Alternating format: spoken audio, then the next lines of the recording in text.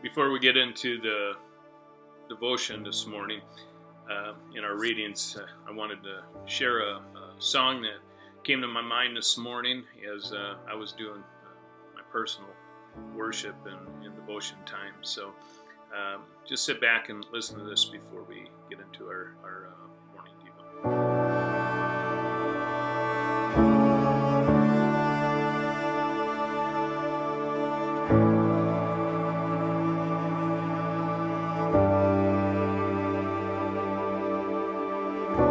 You call me out upon the waters, the great unknown, where feet may fail.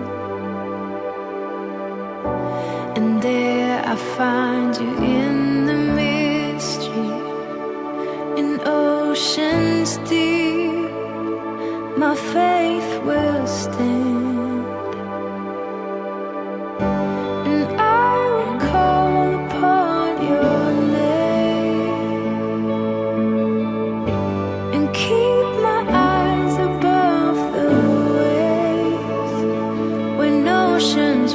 My soul will rest in your embrace, for I am yours.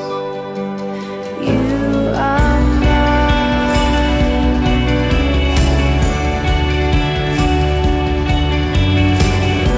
Your grace abounds in deepest waters.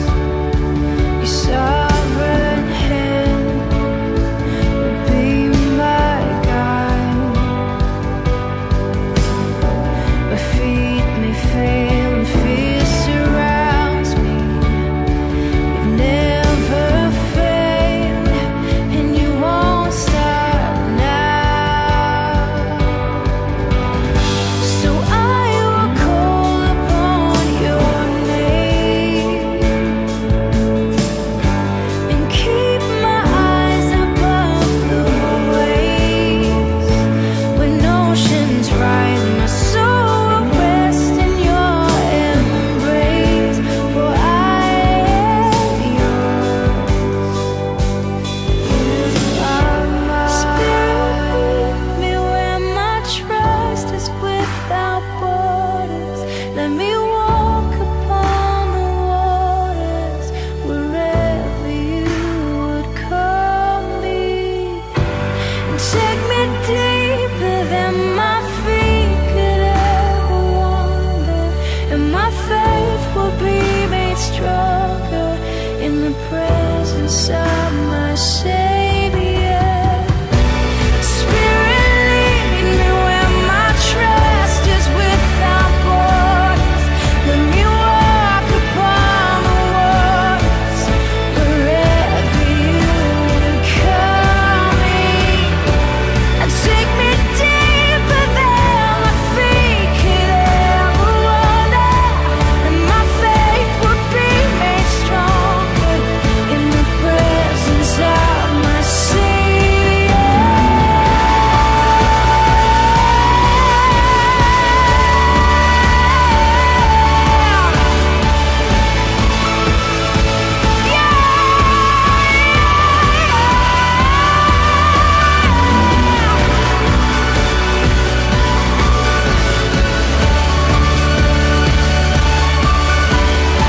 Oh Jesus, my God, I will call upon your name. Keep my eyes above the waves. My soul will rest in your embrace. I am yours, and you are mine. Good morning, March 20th today.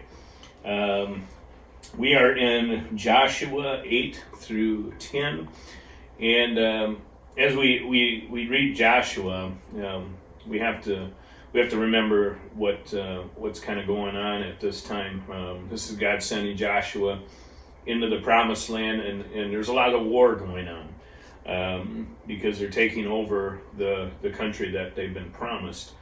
And we see right from the very beginning of Joshua 8, it says, "Now the Lord said to Joshua, do not be afraid, nor be dismayed. Take all the people of war with you, and arise." For me this morning, as I'm reading that, all I'm hearing is "do not be afraid," we actually hear that a number of times throughout Scripture. Matter of fact, 365 times it says "do not worry." So, to me, God already knew those kind of things were going to happen in our lives, and we actually have one each day that we can look at. But today, the Scripture in Joshua, this is God just laying out the plan for him as far as again what was promised. These are the things that Moses prayed for as his predecessor. To lead the people to do what they needed to be done. And the readings I'm looking at is Joshua is actually the author here, and it was again a time for them to be proactive with what God has been given to them, even though war isn't seem like the answer all the time. But these were people that were against God's people, and they had their own gods, and the things that were going on there. This is the land that God had promised them. And again, he wandered them around for 40 years out in the desert, and as they can see, some of the promises that their parents probably talked about, being released from Egypt and out of captivity under Pharaoh, and because these are their ancestors who are going into the promised land. A lot of these people weren't even alive when they left Egypt, so they really don't remember a lot of that. And to me, that just reminds me, watching the news this morning,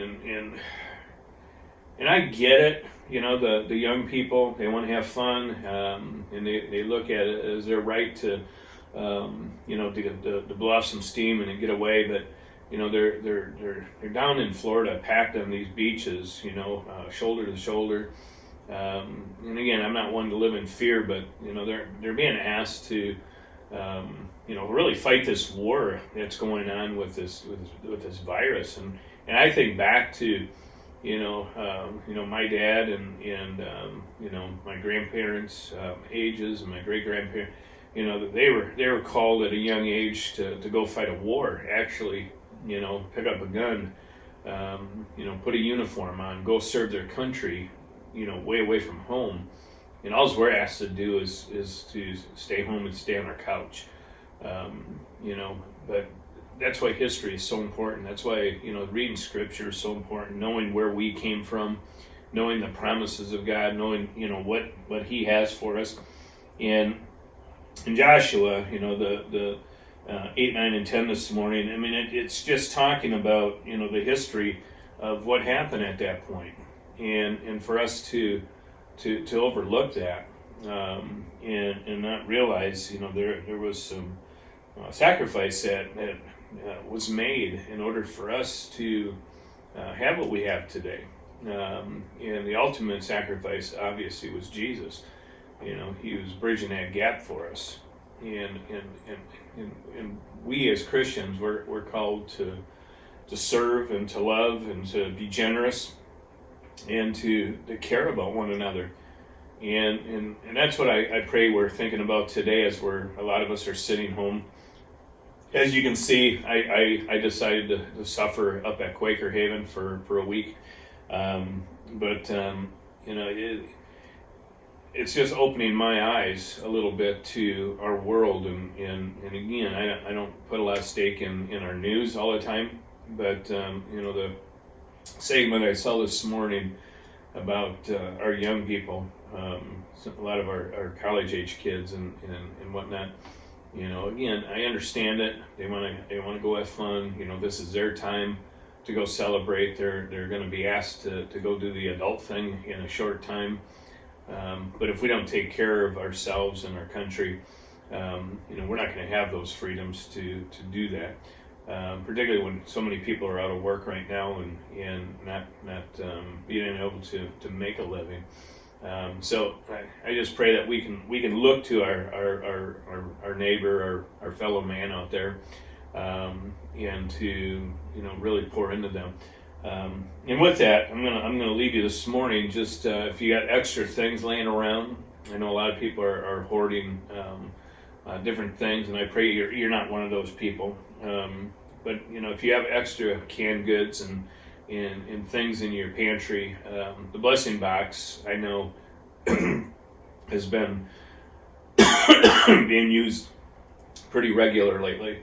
So we want to keep that stocked and make sure that we're taking care of our community if we need to. And if you hear a neighbor that is without, let us know. I'm gonna be coming back home shortly, and I'm gonna be more intentional about just making phone calls and stuff and making sure people in our community and our church and surrounding area, if they need help, we as a church want to step up. So God bless you all. Hope you enjoyed being in Scripture this morning, and I will see you in the morning.